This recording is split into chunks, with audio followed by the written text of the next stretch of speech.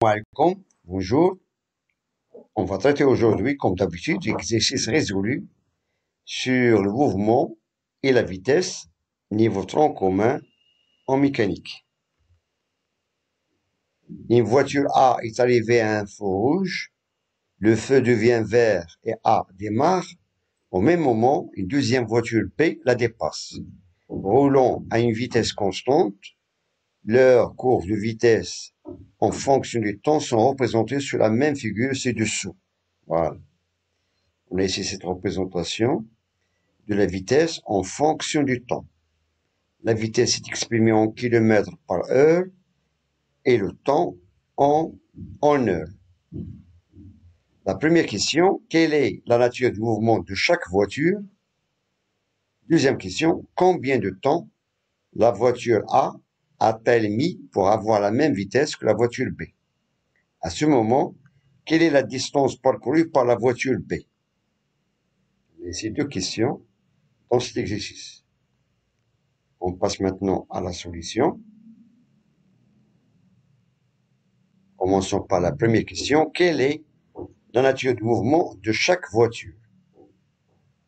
On peut constater d'après cette représentation, on a l'allure du mouvement de chaque voiture. La voiture A, avec cette courbe rouge, et la voiture B avec la courbe bleue.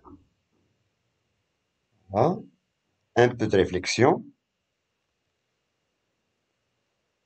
Quelle est la nature du mouvement de chaque voiture? Bien. Commençons par la voiture A. Pour la voiture A, on a ici deux phases.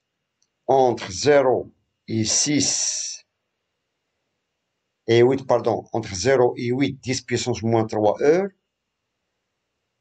on a le mouvement de la voiture A est un mouvement rectiligne accéléré. Entre 0 et 8, 10 puissance moins 3 heures, mouvement rectiligne accéléré. Bien. Car la vitesse augmente avec le temps. Et au-delà de 8, 10 puissance moins 3 heures, à partir de 8 heures, de 8, 10 puissance moins 3 heures, on a un mouvement qui est rectiligne uniforme. Bien. Mouvement rectiligne uniforme. Donc, il y a deux phases. Voilà. Passons maintenant pour la voiture B. La voiture B, on constate que la vitesse reste toujours constante durant le temps. Donc, c'est un mouvement qui est rectiligne uniforme. La vitesse reste constante. Mouvement rectiligne uniforme. Donc ça, c'est la réponse à la question 1. On passe maintenant à la question 2. Combien de temps la voiture A a-t-elle mis pour avoir la même vitesse que la voiture B? À ce moment, quelle est la distance parcourue par la voiture B? Bien sûr, avant de répondre à cette question, un peu de réflexion.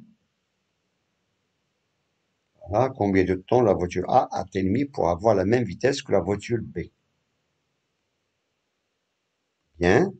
Le temps mis par la voiture A pour atteindre la même vitesse que celle de la voiture B est de, voilà, à ce point, voilà, est de 6, 10 puissance moins 3 heures. Là, on a 6, 10 puissance moins 3 heures. Ça, c'est le temps mis par la voiture A pour atteindre la même vitesse que celle de B. Maintenant, on va calculer la distance parcourue par la voiture B à cet instant. La distance parcourue. Bien. On applique la relation suivante. On a D, si la distance parcourue est égale à la vitesse de la voiture B fois la durée du parcours delta de T. Donc T est égal à VB fois delta de T. On a déjà la vitesse de la voiture B est de 40 km par heure et delta de T c'est du 6 10 puissance moins 3 heures.